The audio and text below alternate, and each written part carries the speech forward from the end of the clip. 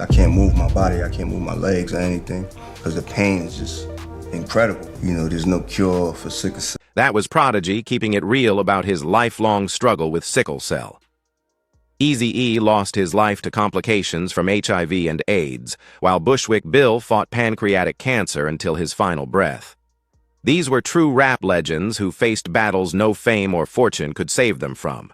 Eazy-E's story began with what seemed like a simple cough in early 1995, but it would soon become one of hip-hop's most heartbreaking tragedies.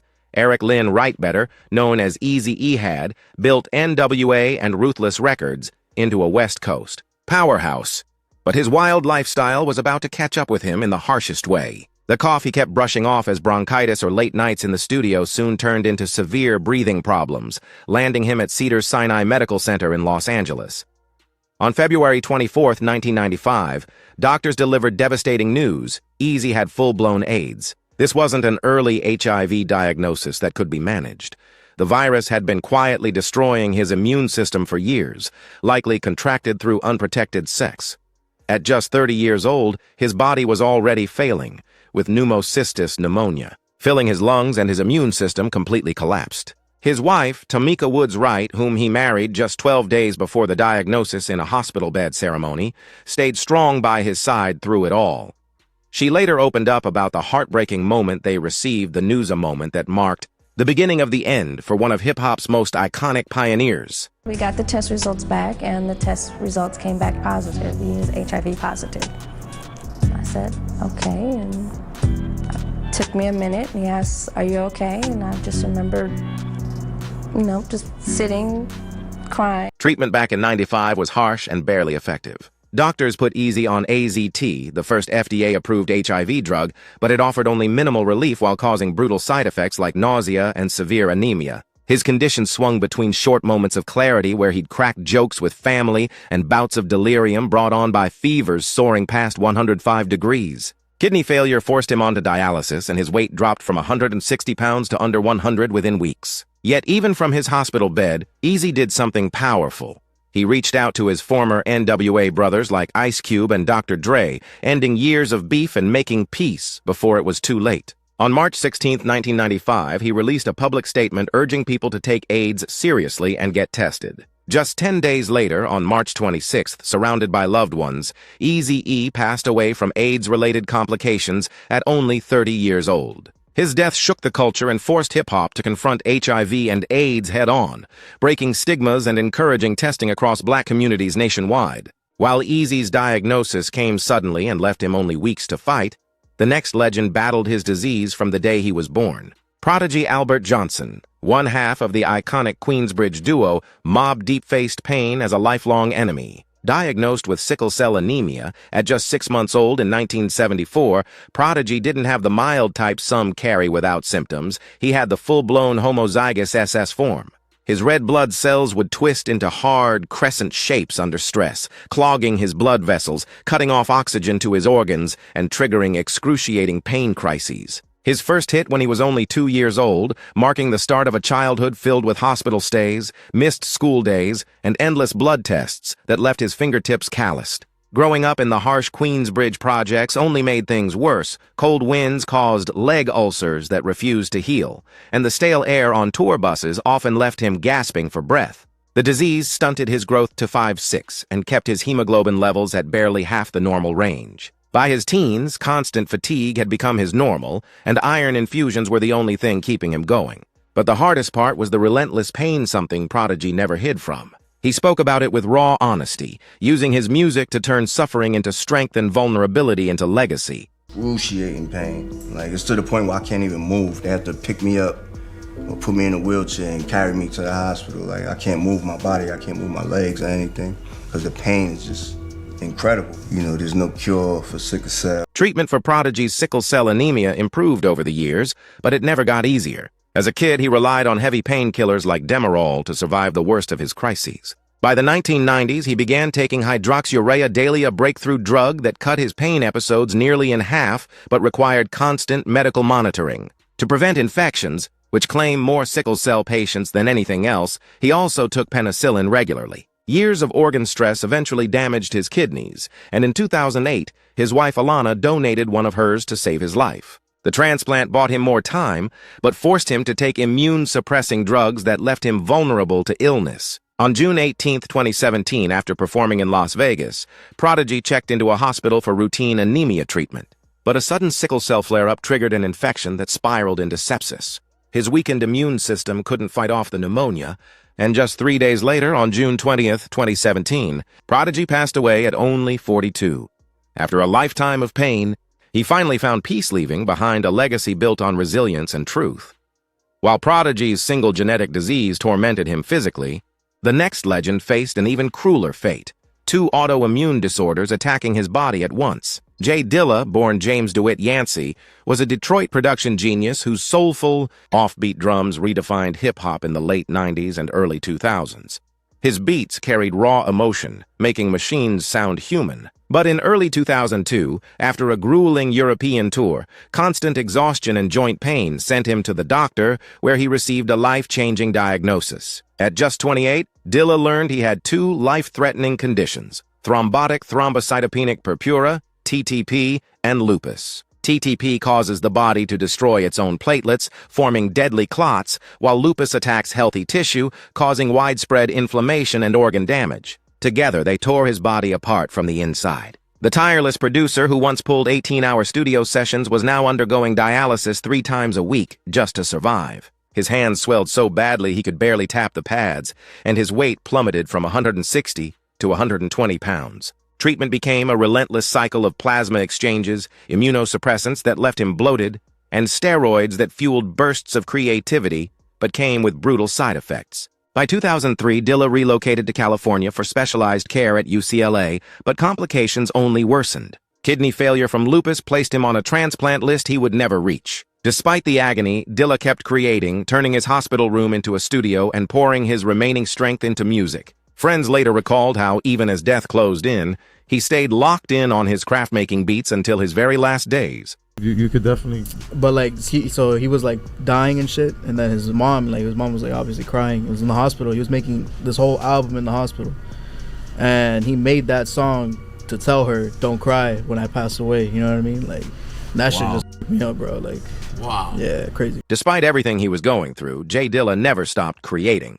In late 2005, confined to a hospital bed at Cedars-Sinai, hooked up to IVs and barely able to move, he poured what strength he had left into music. With his mother by his side, wheeling in a portable sampler, Dilla crafted Donut's collection of 31 short, soulful tracks that would become his final masterpiece. The album dropped on February 7, 2006, as his last statement to the world. Just 3 days later, on February 10th, complications from TTP and lupus caused circulatory failure, taking his life at only 32 years old. Though his body gave out, his Spirit Didn't Donuts remains one of hip-hop's most beloved albums, and his legacy lives on through annual Dilla Day celebrations and countless producers he inspired. While Dilla's TTP and lupus destroyed his organs and forced him onto dialysis, the next legend battled an incurable disease that required daily self-discipline just to stay alive. Phife Dawg, nicknamed the 5-foot assassin for his small stature and powerful presence on the mice-armed, another name that would come to define his life.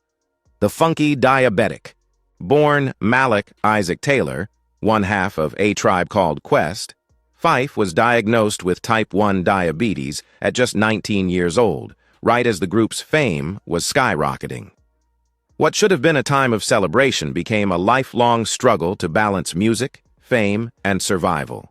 Type 1 diabetes meant Phife's pancreas no longer produced insulin, the hormone needed to regulate blood sugar. Without insulin, glucose levels soar, leading to dangerous complications and, if untreated, death.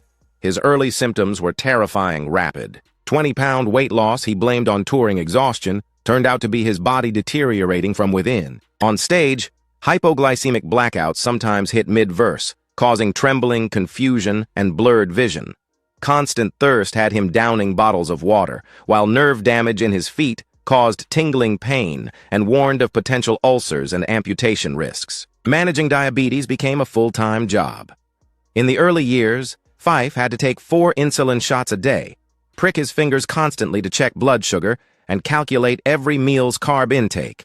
By the 2000s, new technology like continuous glucose monitors helped him track his condition more easily, but the toll on his body was already severe. After nearly 2 decades of high blood sugar damaging his kidneys, he needed a transplant.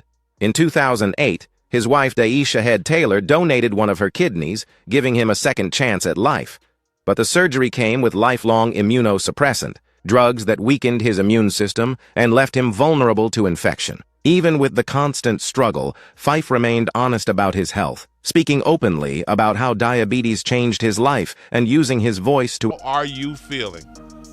Well, I mean, it's hard to explain how cancer feels, but every day above ground's a good day, and I'm just fighting the frame of cancer against its rumors, lies, and allegations that it's gonna kill me. The disease constantly disrupted Phife Dawg's life.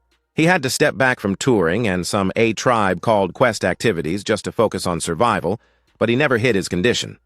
He openly rapped about living with diabetes and partnered with diabetes foundations to raise awareness and help others. In March 2016, after a European tour that left his blood sugar wildly unstable, Phife collapsed in California. Years of diabetes, coupled with the effects of immunosuppressant drugs, had caused renal failure and a perforated intestine. Surrounded by his tribe family, Phife Dawg passed away on March 22, 2016, at just 45 years old.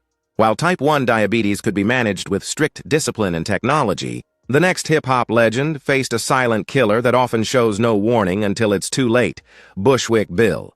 Standing just 3 feet tall due to dwarfism, Richard William Stevens Jr. was physically small, but his presence in hip-hop was enormous. As a member of Houston's Ghetto Boys, he helped pioneer horrorcore rap, delivering disturbing verses with his signature high-pitched voice. In late 2018, what he thought were minor stomach issues from too much barbecue and alcohol worsened into something far more serious. Bloating escalated, his skin took on a yellow tint, and he experienced dramatic weight loss. In February 2019, doctors at MD Anderson Cancer Center delivered devastating news. Bushwick Bill had stage 4 pancreatic cancer. The adenocarcinoma had already spread from his pancreas to his liver and lungs, leaving it essentially untreatable. Pancreatic cancer is notoriously called the silent killer because symptoms rarely appear until it's too late. Stage 4 carries only a 3% 5-year survival rate. His dwarfism complicated matters further. Spinal stenosis from osteochondroplasia, pinched nerves, and tumor pressure caused unbearable pain. His short stature also delayed diagnosis, as doctors initially dismissed his symptoms as digestive issues. By the time the cancer was detected, it was far too advanced. On May 1, 2019, Bushwick Bill publicly shared his diagnosis on a podcast, confronting his reality head-on. You found out that you had colon cancer in early February, right? A lot of people, they worry about going to get what you just said, which is that colonoscopy, right? There's that fear. They wonder if they're the right age or whatnot. What prompted you to get checked out? Was it some kind of pain? Well, in terms of pain, there was definitely discomforts, in the belly, of course. One of the signs that you would see immediately. Treatment at MD Anderson for Bushwick Bill was aggressive and punishing. He underwent FOLFIRINOX chemotherapy, which blistered his veins and dropped his white blood cell count to dangerously low levels. Fevers spiked to 103, forcing isolation, while radiation aimed at his liver caused nerve damage. His dwarfism made even routine hospital procedures a logistical nightmare. Bushwick Bill tried everything from cannabis oil to prayer circles with Scarface, and a GoFundMe campaign raised over $100,000 to explore experimental treatments. Yet pancreatic cancer showed no mercy. Enzymes from his failing pancreas began digesting his own tissues from the inside, leading to diabetes that required insulin injections despite his trembling hands. On June 9, 2019, after weeks bedridden at Houston Methodist Hospital, toxins accumulated in his blood, causing hallucinations and multi-organ failure. Surrounded by friends, including Scarface, Bushwick Bill passed away at 52, mumbling about the Ghetto Boys until the end. His small frame couldn't contain the rapid spread of pancreatic cancer, a disease that's often fatal before symptoms appear, earning it the nickname Silent Killer.